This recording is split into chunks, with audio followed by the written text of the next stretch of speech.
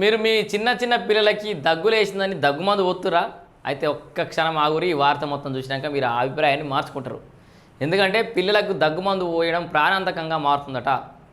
So వీలైనంత వరకు దగ్గుమందు తగ్గించుడు. ఈ దగ్గుమందు పోయంగానే పిల్లలు వండుకుంటారు. మీ అందరూ తెలుసు దగ్గుమందు అంటే కొంచెం మత్తు కలిగిస్తుంది, నిద్ర వస్తుంది అని చెప్పేసి. అయితే ఈ దగ్గుమందు వల్ల కొంతమంది ప్రాణాలు కోల్పోయారు. కాబట్టి ఇక దగ్గుమందు వాడకొర్రి చిన్నపిల్లలకి 2 ఏళ్లలోపు పిల్లలకి అని చెప్పేసి అయితే కేంద్ర ప్రభుత్వం చెప్తుంది. ఒకసారి చూద్దాం. రాష్ట్రాలు, కేంద్ర పాలిత ప్రాంతాలకు కేంద్రం సూచన: 2 ఏళ్లలోపు వయసున్న పిల్లలకు దగ్గు, జలుబుకు సంబంధించిన మందులు ఇవ్వద్దని, ప్రిస్క్రైబ్ చేయొద్దని కేంద్ర ప్రభుత్వం సూచించింది. ఈ మేరకు అన్ని రాష్ట్రాలు, కేంద్రపాలిత ప్రాంతాలకు కేంద్ర ఆరోగ్య మంత్రిత్వ శాఖ పరిధిలోని directorate general of health services నిర్దేశించింది. Madhya Pradesh కలుషితమైన కాఫ్ సిరప్ల కారణంగా పిల్లలు మృత్యువాత పడినట్లు వార్తలు వెలువడిన నేపథ్యంలో ఈ ఆదేశాలు జారీ అవ్వడం గమనార్హం. కాఫ్ సిరప్లలో దాన్ని ఏమంటారు, కలుషితం అయిపోయినాయి, అవన్నీ పొల్యూడ్ అయిపోయినాయి. సాధారణంగా 5 ఏళ్లలోపు వయసున్న పిల్లలకు కాఫ్ సిరప్ను సిఫార్సు చేయొద్దని, ఒకవేళ అవసరం అనుకుంటే వైద్య నిపుణుల పర్యవేక్షణలో సరైన మోతాదులో ఇవ్వాలని సూచించింది. జనరల్గా తల్లిదండ్రులు ఏం చేస్తారంటే దవాఖానకు ఒకసారి పోయి చూపెట్టుకుని వస్తారు, మందు తీసుకొని వస్తారు.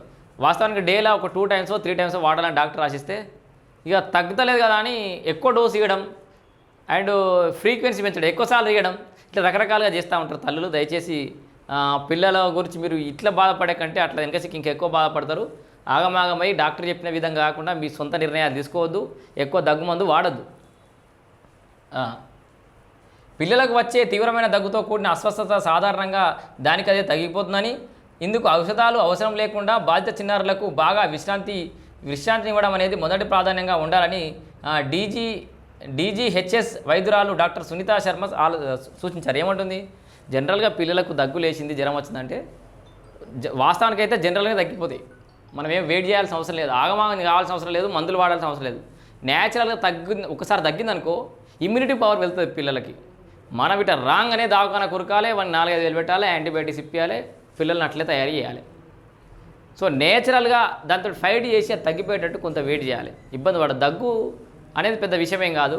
అట్లే వారం రోజులు కంటిన్యూగా ఉంటుంది అన్నప్పుడు మీరు టెస్టులు చేయడం అట్లాంటివి చేయాలి, కానీ మిగతా టైంలో ఇబ్బంది పడద్దని కూడా చెప్తున్నా. సో 2 ఏళ్లలో పిల్లలకైతే దగ్గుమందట పోయకూరి.